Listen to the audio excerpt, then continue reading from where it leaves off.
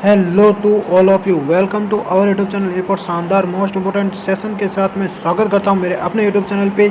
आज के सेशन में अपन बात करेंगे नॉट सेट 9 मेंस में जो चॉइस फिलिंग कर रहे हो, जो उसमें डॉक्यूमेंट लिस्ट हैं, अगर उसमें किसी प्रकार की गलती है तो क्या करें। बहुत सारे बच्चों के कमेंट आ रहे हैं कि सर मेरा जो बर्थ सर्टिफिकेट है उसमें नाम गलत हैं, या फिर आपका ओबीसी नॉन क्रिमिलेयर है उसमें कोई गड़बड़ है, कोई भी डॉक्यूमेंट्स की गड़बड़ है। तो अपन आज बात करेंगे कि आपको क्या करना। देखो, एक छोटी सी गलती आपको सिलेक्शन से दूर लेकर जा सकती हैं, तो मैं जो स्टेप बता रहा हूँ वहाँ पे आप फॉलो कर सकते हो। अगर आपको कोई अदर स्टेप चाहिए तो वो भी आप देख सकते हो। तो पल पल की अपडेट पाने के लिए मेरे टेलीग्राम चैनल को ज़रूर फॉलो कर लेना, तो उसकी लिंक आपको इस क्लास के डिस्क्रिप्शन में मिल जाएगी। तो आज अपन बात करेंगे नॉट सेट में जो डॉक्यूमेंट वेरिफिकेशन की प्रोसेस है उसको अपन देखेंगे, और भी कुछ बातें करेंगे। तो लास्ट तक जरूर बनेगा, सेशन को शेयर जरूर कर देना। और अगर आप पहली बार मेरे चैनल पे विजिट कर रहे हो तो सब्सक्राइब जरूर करके जाना। तो बात कर लें अपन सबसे पहले डॉक्यूमेंट लिस्ट। देखो, आधार कार्ड सबसे पहले अपन बात करते हैं। आपका आधार कार्ड मस्ट है, ये आपके आधार कार्ड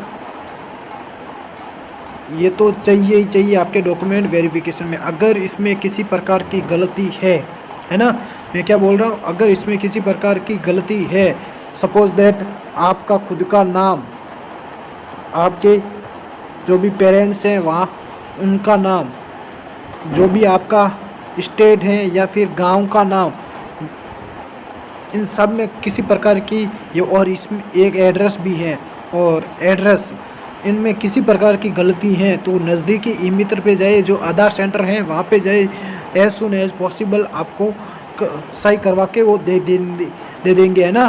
तो इसको तो अपलोड करना ही पड़ेगा आपको, है ना, मस्ट है। यहाँ नॉट सेट 9 का जो डॉक्यूमेंट लिस्ट है उसमें ये मस्ट कहा गया है आधार कार्ड को, है ना। तो इसमें किसी प्रकार का नाम अगर आपके पास में गलत है तो वो सही करवा लेना, पेरेंट्स का नाम गलत है वो सही करवा लेना, एड्रेस का नाम सही करवा लेना। देखो, किसी प्रकार का कुछ नहीं होना चाहिए गलत, है ना, तो ये सही करवा लेना। अगर गलत है तो आपको जो ऑफलाइन डॉक्यूमेंट वेरिफिकेशन होगा वहाँ से आपको निकाल दिया जाएगा, सीधा सा निकाल दिया जाएगा। एक लड़का था पिछली बार नॉट सेट 8 में, उसका ओनली फॉर एक स्पेलिंग में मिस्टेक थी, 1 लेटर में ही मतलब गलती थी, तो उसको नॉट सेट 8 से निकाल दिया गया था। तो ये आप करवा लेना, ठीक है, आधार कार्ड में, है ना। अब बात करते हैं आपका जो शैक्षणिक प्रमाण पत्र है या एजुकेशनल जो सर्टिफिकेट्स हैं, उसमें आपकी बीएससी नर्सिंग की डिग्री होनी चाहिए, जो मार्कशीट है वो होनी चाहिए सभी सेमेस्टर की, है ना, या फिर सभी ईयर के, first year, second year, third year, fourth year, ये सभी होना चाहिए। और प्रोविजनल सर्टिफिकेट, देखो उसके बाद में प्रोविजनल सर्टिफिकेट आता है ना, जस्ट उसके बाद में आपकी डिग्री आती है, तो ये दोनों होने चाहिए, है ना। या फिर प्रोविजनल सर्टिफिकेट की जगह आपका फाइनल डिग्री होगी, जो वो मान सकते हो, वो अप्लाई कर सकते हो, ये हो गई।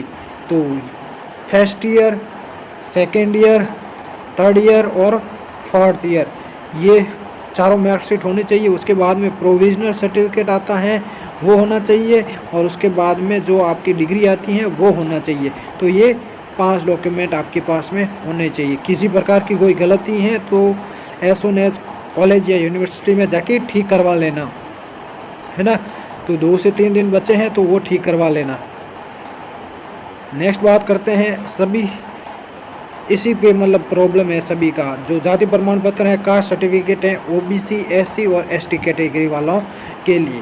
देखो, ओबीसी के लिए जो नॉन क्रीमी लेयर है वो उनका ही ज़्यादा प्रॉब्लम है कि उसके पेरेंट्स मतलब किसी प्रकार का बोल सकते हैं पेरेंट्स का नाम गलत है, या फिर खुद का नाम। एक बार, है ना, अब ना जो मार्कशीट है 10th की मार्कशीट, है ना, जो नाम वगैरह सारे हैं तो आपके वो 10th की मार्कशीट के अकॉर्डिंग होना चाहिए। देखो, जो 10th की मार्कशीट में है वही आपके 12th की मार्कशीट में होंगे, और उसके बाद में जो आपके डिग्री है उसके अकॉर्डिंग होने चाहिए।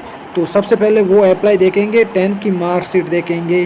तो 10th की मार्कशीट में आपका नाम, पेरेंट्स का नाम, आपका जो एड्रेस है वो सही होना चाहिए, है ना। और बर्थ सर्टिफिकेट भी इसकी को मानेंगे। तो बर्थ सर्टिफिकेट की अपन बात करेंगे। उनका भी कमेंट आ रहा है कि सर मेरा बर्थ सर्टिफिकेट में कुछ नाम गलत हैं, तो आप बर्थ सर्टिफिकेट अप्लाई करना ही मत। 10th की मार्कशीट वहाँ पे आप अप्लाई कर सकते हो, ये तो पता है आपको, है ना। बर्थ सर्टिफिकेट होना चाहिए या फिर आपके पास में 10th की मार्कशीट होनी चाहिए, वो कर सकते हो आप। तो ये तो हो गया।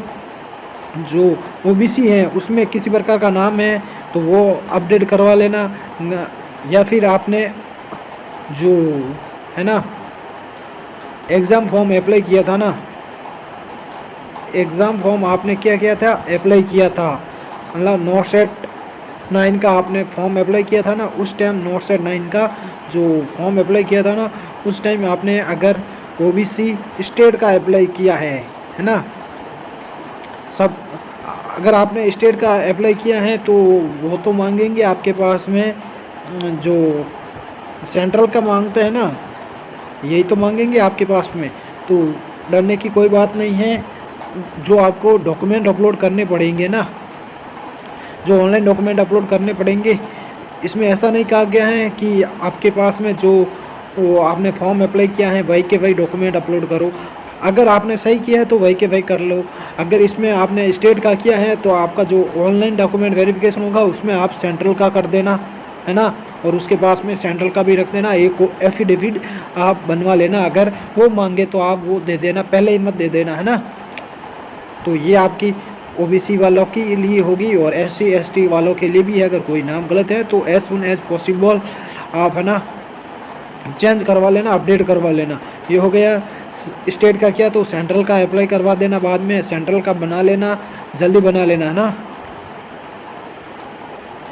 Next EWS certificate economically weaker section, जो EWS कैंडिडेट्स हैं, अगर आपने इनसे आवेदन किया है तो EWS सर्टिफिकेट आपका, है ना, पूरा अपडेट होना चाहिए, कुछ भी गलत नहीं होना चाहिए उसमें, किसी प्रकार की मिस्टेक, अगर एक लेटर की भी मिस्टेक आपको वहाँ पे देखी गई तो आपको डिस्कार्ड कर दिया जाएगा, मतलब निकाल दिया जाएगा, बाहर करवा दिया जाएगा नोट सेट 9 के एग्ज़ाम से ना, मतलब जो आपका फाइनल सिलेक्शन होगा वहाँ से बाहर कर दिया जाएगा।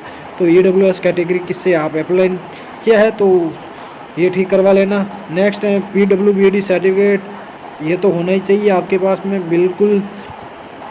नेक्स्ट है, देखो ये मस्ट है, आप फ़ोटो या पहचान पत्र, इसमें आपकी ID, जो फ़ोटो पहचान पत्र है, फ़ोटो ID आधार कार्ड है तो वो लेके जाना है, पैन कार्ड लेके जा सकते हो, वोटर ID और ड्राइविंग लाइसेंस, इन चारों में से एक आपके पास में होना चाहिए, है ना।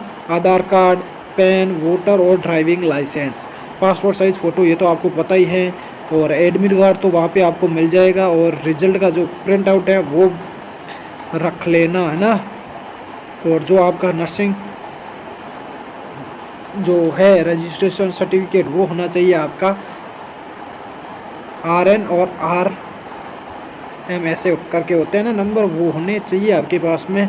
जो भी आप अलग अलग स्टेट से कर रहे हो, अप्लाई कर रहे हो, तो वो होने चाहिए आपके पास में रजिस्ट्रेशन नंबर, है ना। और एक्सपीरियंस सर्टिफिकेट खुला मेंशन किया है वहाँ पे, जब आपने मतलब एक्सपीरियंस सर्टिफिकेट की डेट कब से कब तक, कितने बेड का हॉस्पिटल है, बेड की जो हॉस्पिटल की संख्या है वो होना चाहिए, हॉस्पिटल का नाम होना चाहिए, बिल्कुल खुला मेंशन क्या होना चाहिए। अगर ये नहीं है तो वो एक्सपीरियंस सर्टिफिकेट नहीं माना जाएगा।